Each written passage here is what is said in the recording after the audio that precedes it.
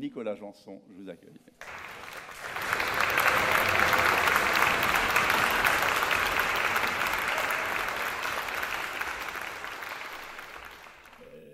Gabriel vous a suggéré une question tout à l'heure.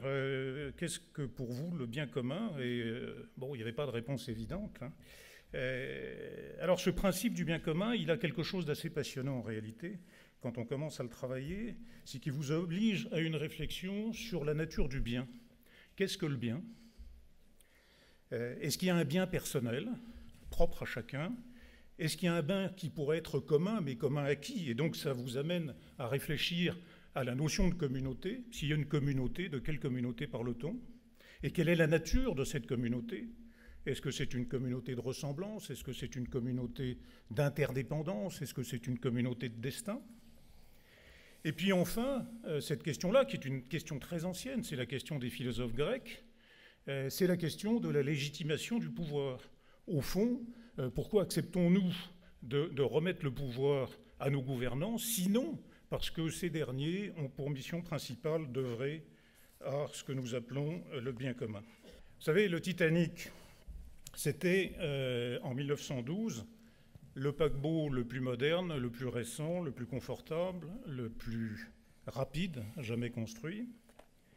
Et en avril 1912, il s'apprêtait à faire sa première traversée. Donc vous imaginez, vous êtes sur la passerelle et vous demandez à ce commandant, qu'est-ce que le bien commun pour vous? Le bien commun, pour moi, c'est pas compliqué.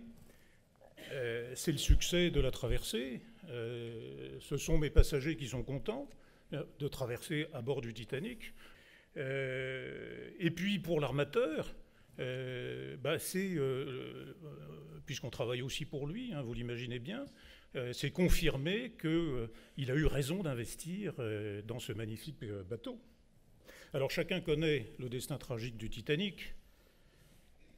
En matière de bonheur sur l'eau, c'est un bonheur sur l'eau qui a fait 1500 morts, il n'y a eu que 700 rescapés.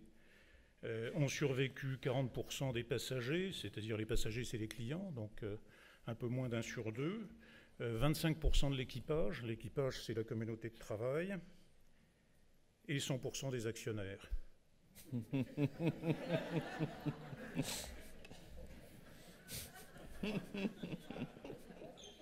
Il n'y a rien de grinçant, c'est factuel. Hein. Et alors, quand on considère, vous savez, on est toujours très intelligent après les événements, donc on considère cet aspect de cette mésaventure, on a tendance à le considérer évidemment comme une monstruosité. Mais à votre avis, pourquoi? Est-ce que les gens avaient fait exprès à l'époque d'agir de la sorte? Qu'est-ce qui les avait conduits à ne prévoir que la moitié de la capacité de sauvetage nécessaire? Bien, à mon avis, c'est pour deux raisons. Si vous avez d'une part une croyance technicienne et d'autre part un légalisme. Alors la croyance technicienne, c'est la croyance dans l'insubmersibilité du bateau. Ce bateau n'aurait jamais dû couler. Croyance technique, on a vu. Et le légalisme, c'est une attitude qui consiste à penser qu'on ne peut rien vous reprocher si vous ne faites que respecter la loi. C'est-à-dire si vous respectez la loi, il n'y a pas de problème. Alors, un siècle plus tard, où en sommes-nous de notre confiance aveugle dans les moyens techniques et où en sommes-nous de notre obéissance aux lois et réglementations de toutes sortes? Un siècle plus tard, en tout cas, j'ai eu la chance de commander un petit Titanic.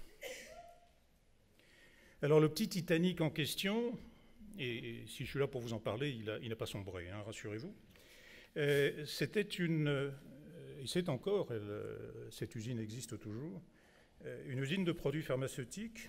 Donc vous savez, je ne sais pas quelle image vous avez de l'industrie pharmaceutique, mais c'est inoxydable, c'est insubmersible, il ne peut rien arriver à l'industrie pharmaceutique, c'est tellement puissant. Bon.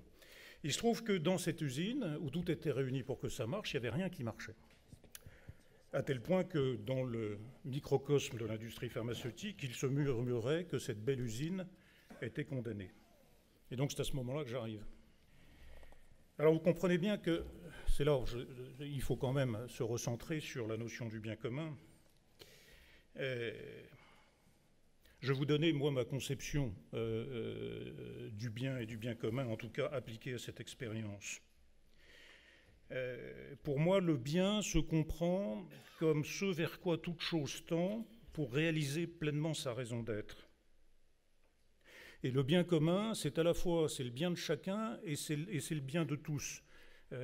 C'est le bien de la personne et c'est le bien de la communauté en même temps, et chacun se renforçant mutuellement.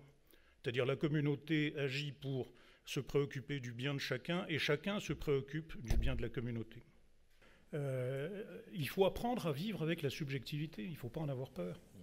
Mais pour ça, il faut faire confiance à des personnes qui vont s'occuper d'autres personnes.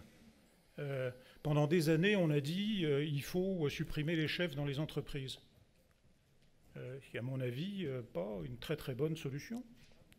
Il vaut mieux avoir de bons chefs en nombre suffisant, mais ne pas se tromper sur le sens de leur métier, sur leur raison d'être, qui consiste à faire grandir les gens, qui consiste à favoriser les coopérations, enfin, etc. Et à la fin, ça fait du résultat. À la fin, ça fait du résultat. Merci.